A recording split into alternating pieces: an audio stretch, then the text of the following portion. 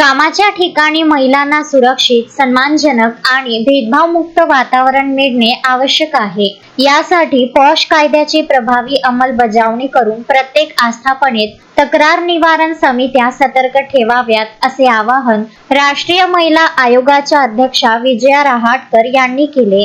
अमरावती येथील नियोजन भवनात आयोजित कामाच्या ठिकाणी लैंगिक छळापासून संरक्षण विषयावरील कार्यशाळेत त्या बोलत होत्या। यावेळी विविध जिल्ह्यांचे जिल्हाधिकारी आणि वरिष्ठ अधिकारी उपस्थित होते। सरकारी आणि खासगी अशा दोन्ही क्षेत्रात कायद्याच्या तरतुदींची काटेकोर अंमलबजावणी व नियमित ऑडिट होणे गरजेचे असल्याचे त्यांनी नमूद केले। या दौऱ्यादरम्यान रहाटकर यांनी श्री शिवाजी विज्ञान महाविद्यालयातील यशोदा AI कार्यक्रमाला हजेरी लावली। यावेळी त्यांनी कृत्रिम बुद्धिमत्ता क्षेत्रात महिलांचा सहभाग वाढवण्यावर भर दिला आणि विद्यार्थ्यांशी संवाद साधून त्यांना तंत्रज्ञान क्षेत्रात करिअर करण्यासाठी प्रोत्साहित केले।